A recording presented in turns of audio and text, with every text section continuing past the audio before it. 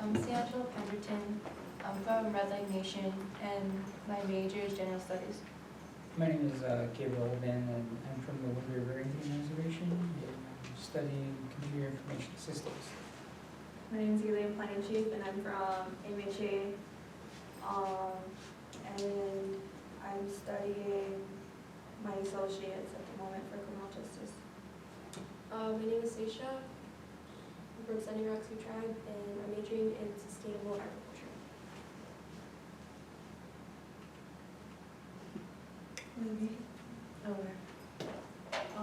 The topic is, why is tribal housing so unorganized?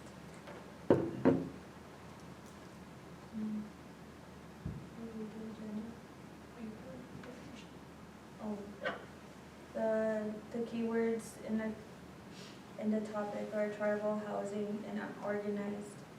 Tribal of or characteristics of a tribe or tribes. Unorganized is not organized.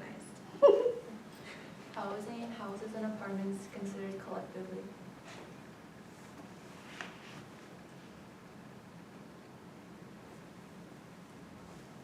My article is titled The Horrors of Housing on Indian Reservations by Donna Ward. This article covers the living conditions of Viola Kennington, who grew up in Walker River, Nevada, which is on the Walker River Reservation. Viola grew up in a small 2-bedroom home that is shared with her 2 parents and 5 siblings. This home didn't have basic necessities such as plumbing and electricity. The family had an outhouse where they used the bathroom and did laundry. They bathed in a single tub where they used the same water for their entire family of 8. They had an outdoor wood-burning stove where they cooked their meals. Inside the house, the girls of the family lived in the living room kitchen area, which had no privacy or individual space. The boys shared a small 6-foot by 8-foot bedroom with a bunk bed. The house was clearly overcrowded and in poor condition, so Viola tended to spend most of her time outdoors since she didn't have privacy or space inside her home. This is just one story about the living conditions for Native Americans on reservations. Nearly 15% of homes are considered overcrowded, and approximately 90,000 Native American families are currently homeless. This goes to show the housing crisis that is on reservations. The reservations don't have the funding to build new homes for their people because the government provides the funding, which keeps getting cut each year. Each tribe roughly gets $1.1 million in funding each year to build homes, but each house costs about $125,000, so they only could do so much. The limited funding tribes get doesn't meet the growing demand for housing. Legislators and advocacy groups are fighting for more tribal funding. Thank you. Most of the tribal housing have problems because of mold infestation is an expensive problem for them all.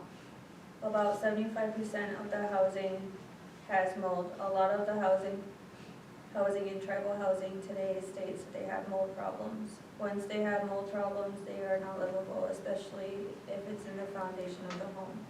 The mold can cause children and others to be sick all the time. The exposure to indoor mold is likely to cause people to get asthma symptoms like wheezing, coughing, and upper tract symptoms. The percentage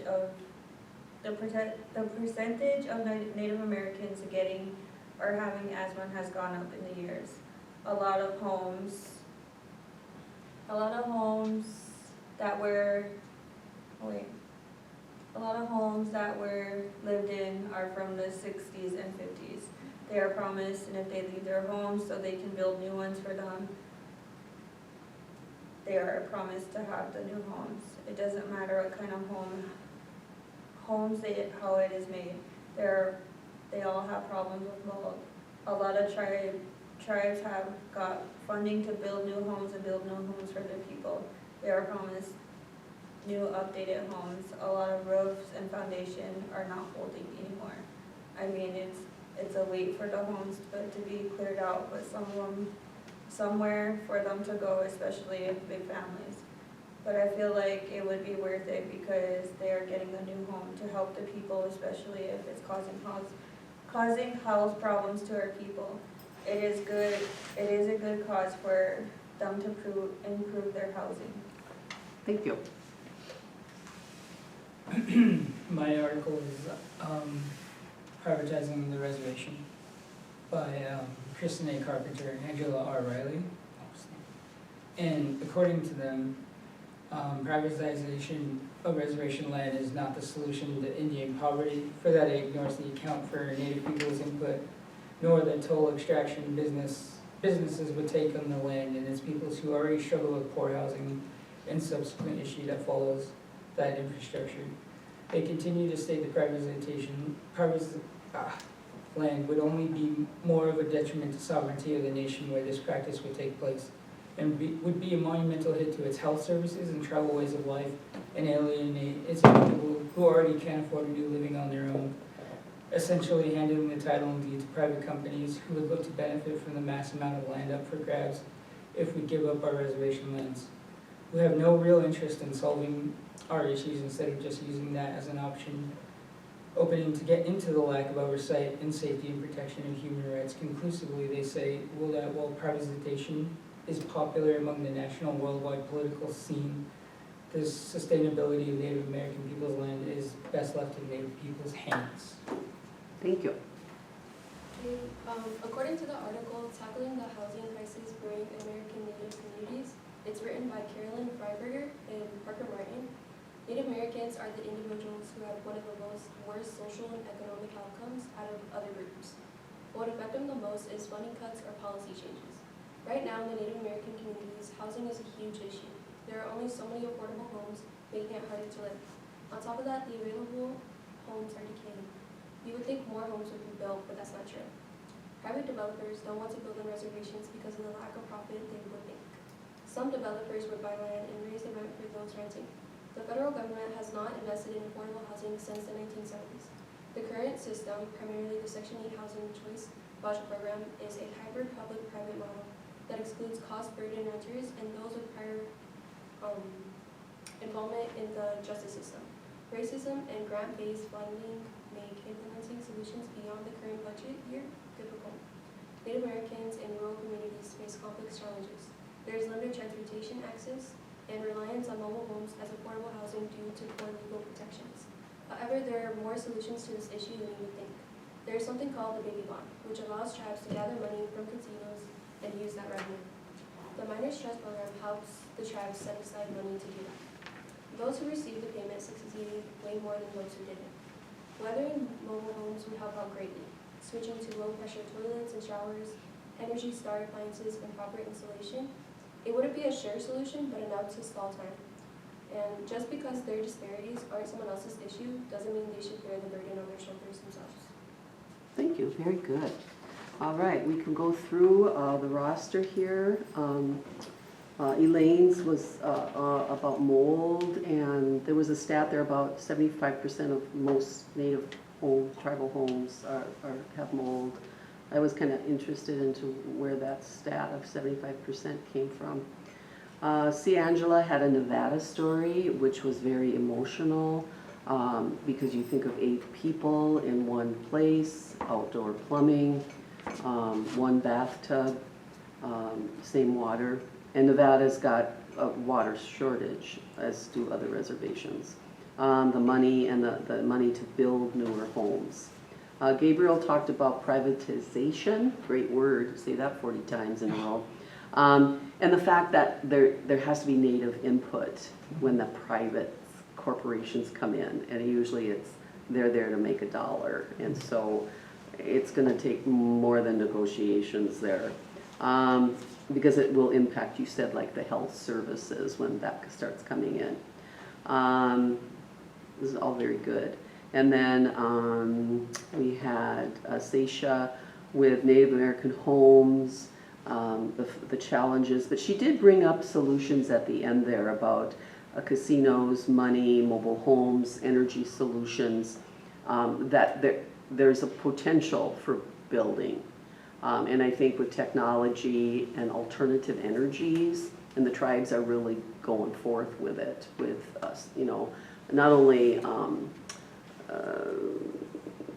the energy from solar panels, which is documented in newspapers, every other week, the use, which can really save money.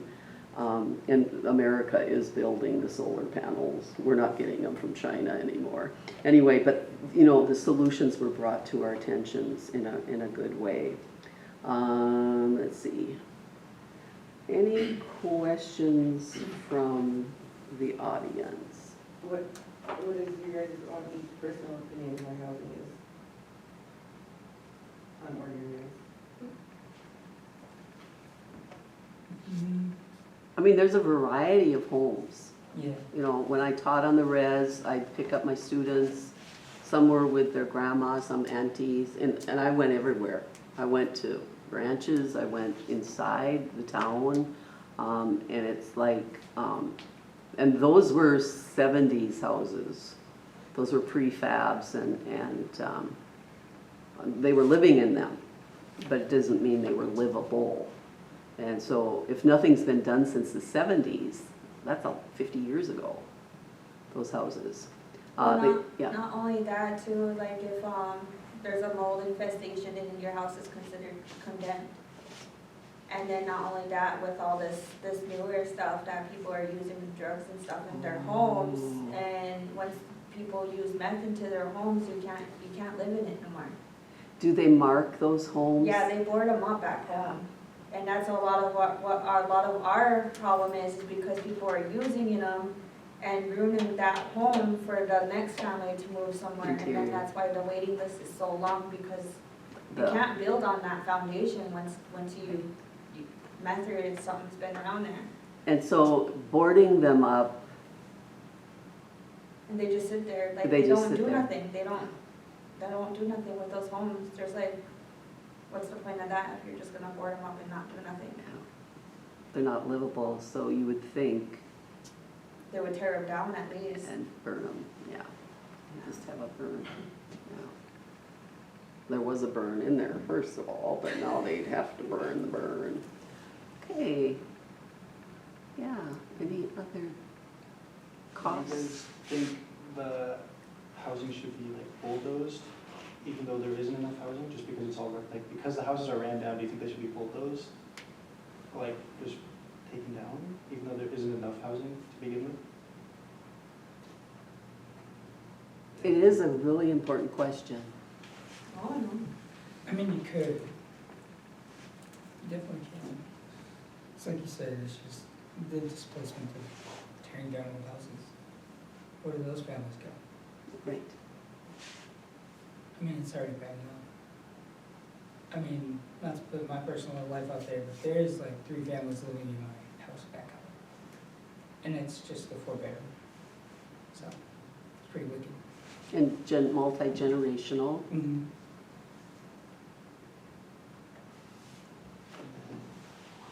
And how many Native American architects do you know?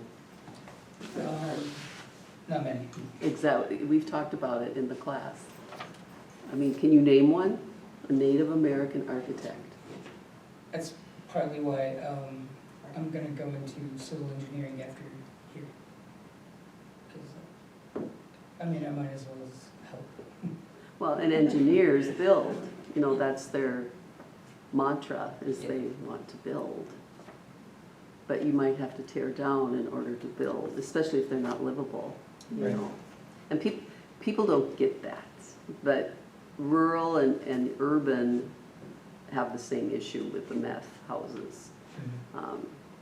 But, yeah, would you tear it all down, wipe the clean, you know, the slate clean, and then hope for rain and money to come in and build? I was wondering- Minnesota, we had cannabis selling this morning, and they've got revenue coming in to build houses. I think a lot of people too underestimate the quality of land that you build on. Yes, Just as an example, we had a brick building that we just put up and then had to evacuate it because it started to like tip. tip, from the slant. weight. Yeah. And they were like, nope, get out of there. Did any of your guys' articles cover nepotism when it comes to housing? Housing, Because I feel like a lot of it is like, a partial reason for housing being a problem is families that run the housing Yeah. only house their families. Yeah, So we cheer for you. That's exactly what I was thinking. But, Get on the forever list if you're not related. No. Precisely. Yeah. Interesting. And that's a whole nother group discussion. Well, it's even hard for people to get houses built down there, cause like my parents, cause I hate to say it and diss on her, but Monica Mayer gave my dad and them a hard time just to build their house out in Shell Creek. They just barely finished that house because Monica kept pushing it back, and it's just not the housing department, it's the whole, System. yeah. I mean, I don't know about anybody else's like tribe either, but like, they do prioritize elders, but like to that detriment, there's so many elders that need help. Mm. Before my grandpa passed away, he was asking the tribe to help build a ramp, and they didn't do it until he died, so that was pretty crazy. And how long does it take to build a ramp? It literally was in one day, I was like, Exactly. if you could have did that. Yeah. Yeah. And you can recycle ramps. If a house has now no more use for it, then bring it to somebody who needs it. No, it's funny you say that, because my uncle literally went and built himself a shack out of whatever ramp Yeah, that he found, that's pretty yeah, cool. recycle materials because it only takes a day to make a ramp with one. But yeah, good. Anybody else? Nothing? Cool. No questions? Well, thank you. You guys went 5 more minutes.